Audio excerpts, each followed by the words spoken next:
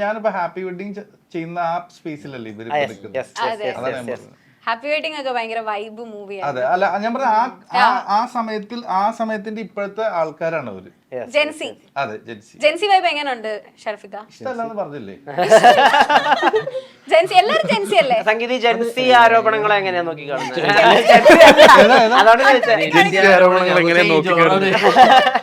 കണ്ട പറയില്ലെങ്കിൽ ഞാൻ ജെൻസി അല്ലാന്നൊക്കെ. എങ്ങനെ അപ്ഡേറ്റഡ് ആയിട്ടിരിക്കാനുള്ള ഒരു ശ്രമം? ഒരു കൊല്ലം 1997 to 2012 വരെ. 97 ശേഷം എല്ലാരും ജെൻസിയാണല്ലോ. 32 ആയി. വസന്താണോ നീ? 32 ഒക്കെ ഇവന്റെ ഈ സിറ്റുവേഷൻഷിപ്പ്, ബെഞ്ചിങ്, ഗ്യാസ് ലൈറ്റിംഗ്, അതിനെ പറ്റിയിട്ട് വേർഡ്സ് അറിയാം, പക്ഷെ ഇതിനൊന്നുള്ള പ്രയോഗിക്കാൻ പറ്റിയിട്ടില്ല. ഇതൊന്നും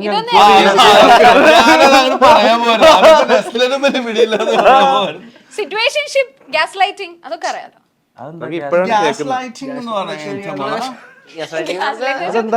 എനിക്കറിയാൻ പാടില്ല. ഞാൻ നമ്മൾ ഒരാളോട് ഭയങ്കര നീ ചെയ്തു, നീ എന്നെ ചതിച്ചു, എല്ലാം പഠിച്ചു വെച്ചിട്ടുണ്ടല്ലേ? അതാണോ അപ്ഡേറ്റഡ് ചെയ്യാത്തൊരു കാര്യം ചെയ്തത് നിങ്ങളാണ്. എന്നിങ്ങനെ പറഞ്ഞ് എന്നെയാണ് നിങ്ങൾ വേട്ടയാടിക്കൊണ്ടിരിക്കുന്നത്. അതായത് ഇപ്പോഴേ ചേട്ടന്റെ കാമുകി ടോക്സിക് ആണെന്ന് വിചാരിക്കുക, പക്ഷെ ചേട്ടനാണ് ടോക്സിക് എന്ന് കാമുകി പറഞ്ഞ് ചേട്ടനെ ധരിപ്പിക്കും. അപ്പൊ ചേട്ടൻ അത് വിശ്വസിക്കും. ശരിയാണ്, ഞാനൊരു ടോക്സിക് ആണ്. ഇതൊരു വലിയൊരു കോഴ്സാണ്. ഇത് കുറെ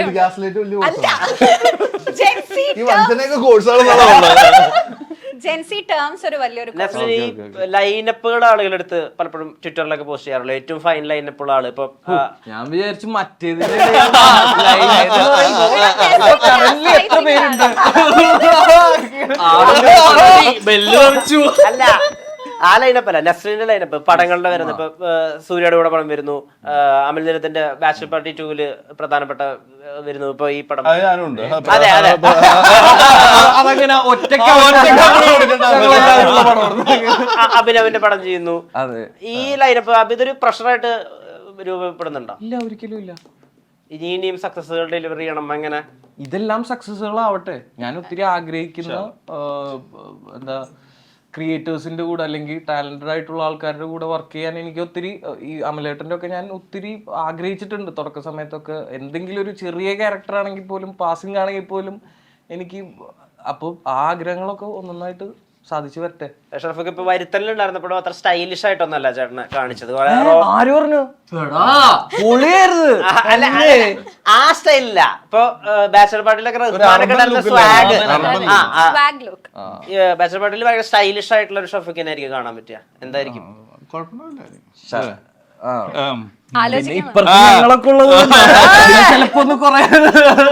സ്പോയിലേഴ്സ് ഇല്ലാതെ ഒന്ന് പറയാൻ പറ്റുമോ? എന്തായിരിക്കും പ്രകാരമായിരിക്കും? വളരെ കരിയറിൽ ചെയ്ത ഏറ്റവും സ്റ്റൈലിഷ് ആയിട്ടുള്ള ലുക്ക് ആയിരിക്കും പുറത്തുവിടാൻ പറ്റില്ല. നമ്മളങ്ങനെ പൊളിയായിരിക്കും ഞാൻ പറയാൻ പറ്റില്ല. ഞാൻ പക്ഷെ ഇന്നലൊക്കെ ഏതോ ഇന്റർവ്യൂലൊക്കെ പറഞ്ഞു. ഞാനും നസ്ലിന് മറ്റേ ഞങ്ങളൊക്കെ വന്നിട്ട് ഞങ്ങളുടെ ഷോട്ടൊക്കെ എടുത്തു കഴിഞ്ഞിട്ട് ഞങ്ങളിങ്ങനെ ഇങ്ങനെ ഇരിക്കുമായിരിക്കും, ബാക്കിൽ ഇരിക്കുമായിരിക്കും. അപ്പൊ അമലേട്ട ഫ്രണ്ടിൽ ഈ ഒരു ഇതിലാണ് നിൽക്കുന്നത്. അങ്ങനെ ഭയങ്കര ഇൻട്രസ്റ്റിംഗ്. എല്ലാവരും ഭയങ്കര ഒരു ഫാമിലി ആയിട്ട് ഭയങ്കര അടിപൊളിയായിട്ട് ഞങ്ങൾ വളരെ എൻജോയ് ചെയ്ത് പടമാണ്. അപ്പൊ നമുക്കത് വെയിറ്റ് ചെയ്യാം അല്ലേ? അപ്പൊ ഫൈനലി മോളിവുഡ് ടൈംസ് എന്ത് രീതിയിലാണ് മലയാള സിനിമയ്ക്ക് ഒരു ആഡ് ഓൺ ആവണമെന്ന് കൂടി ഒന്ന് പറഞ്ഞാൽ. ഇപ്പൊ പ്രേമം കുറെ പുതിയ ടാലൻസിനെ കൊണ്ടുവന്നിട്ടുണ്ടായിരുന്നു. ആവേശം എന്താ പറയാ, ഒരാളുടെ സ്വാഗില് കുറെ വേറൊരു വേൾഡിനെ തന്നെ കാണിച്ച പടമാണ്. പ്രേമൊരു റിയലിസ്റ്റിക് ആയിട്ടുള്ള രണ്ടുപേരെ ഡിയോ തമാശക്ക് ഇപ്പോഴും റെലവൻസ് ഉണ്ടെന്ന് കാണിച്ച ഒരു ഏരിയയാണ്. അപ്പോൾ ആ വിധത്തിൽ മോളിവുഡ് ടൈംസിൽ എന്തായിരിക്കും ആഡ് ഓൺ? എനിക്ക് തോന്നുന്നത് എൻ്റെ ഒരു ഇത് പറഞ്ഞു കഴിഞ്ഞാൽ ശരിക്കും സിനിമ അല്ലെങ്കിൽ സിനിമ ആഗ്രഹിക്കുന്ന അത്തരത്തിലുള്ള കുറച്ചും കൂടി കണ്ടന്റ് ഞാൻ കണ്ടേക്കുന്നത് തമിഴ് സിനിമകളിലായിരിക്കും. അത്തരത്തിൽ അങ്ങനെ ഒരു കൊമേഴ്ഷ്യലി ഒരു മെയിൻ സ്ട്രീം ഹീറോ അല്ലെങ്കിൽ main stream film maker, main stream company എല്ലാം ചേർന്നിട്ട് ഒരു സിനിമ ട്രൈ ചെയ്യുന്നതിൻ്റെ എല്ലാ ഗുണവും മോളിവുഡ് ടൈംസിന് ഉണ്ടാവും. അതിലും നന്നായിട്ട് എനിക്ക് പറയാൻ അറിയത്തില്ല. അത് തന്നെയാണ്. അല്ല, ശരിക്കും ഷറഫ് പറഞ്ഞ പോലെ ഇപ്പോൾ കുറേ പേർക്ക് കുറേ ഇവന്റ്സ് ആണെങ്കിലും റിലേറ്റ് ചെയ്യാൻ സാധ്യതയുണ്ട്. അതുപോലെ നമ്മൾ പല സ്ഥലത്തും കണ്ട കുറെ സിനിമാക്കാരന്റെ ഒന്നല്ലെങ്കിൽ മറ്റൊരിത് കുറെ പേർക്ക് ഇത് റിലേറ്റ് ചെയ്യാനും കുറെ പേർക്ക് അതെ, അത് പറഞ്ഞപ്പോ ഈ നമ്മളുടെ ഈ ഡയറക്ടർ അഭിനവാണ്, ആള് ഒരു ഭയങ്കര ഒരു സിനിമാമോഹിയാണെന്ന് ആളുടെ ഇന്റർവ്യൂസ് കണ്ടാൽ മനസ്സിലാവും. ആള് ഒരു മൂവി എഴുതുന്നത് തന്നെ ഒരു ആർട്ടിസ്റ്റിനെ മൈൻഡിൽ വെച്ചിട്ടാണ്. ഇപ്പോ ഇതിലാണെങ്കിലും നസ്ലിനെ മൈൻഡിൽ വെച്ചിട്ടാണ് ആൾ ഈ ഒരു മൂവി എഴുതിയത്. ഇപ്പൊ തന്നെ അതാണ് ഓർക്കുന്നത്. കേൾക്കുന്നതൊക്കെ അല്ല എന്റെ അടുത്തും പറഞ്ഞ അങ്ങനെയല്ലേ, എന്നെ ഒരു വിളി വിളിച്ചിട്ട് എന്റെ അടുത്ത് പറഞ്ഞു ഇതില് ചിലപ്പോ ഒരു പരിപാടി ഉണ്ടാവുമായിരിക്കും, ഞാൻ ഒരു ഐഡിയ വെച്ച് പോവാണെന്ന് പറഞ്ഞു. അപ്പൊ ഞാൻ ഓക്കെ ശരി താങ്ക് യു എന്ന് പറഞ്ഞു. ഉറപ്പില്ലാട്ടോ ഒന്നും കൂടി പറഞ്ഞു. അപ്പൊ ഞാൻ അങ്ങനത്തെ ഒരു സസ്പെൻസിൽ എടുത്തിയാണ് പുള്ളി എഴുതിക്കൊണ്ടിരുന്നതെന്ന് എനിക്ക് തോന്നുന്നു. വളരെ സാറ്റിസ്ഫൈഡ് ആണെന്ന് തോന്നുന്നു കഥാപാത്രത്തിൽ.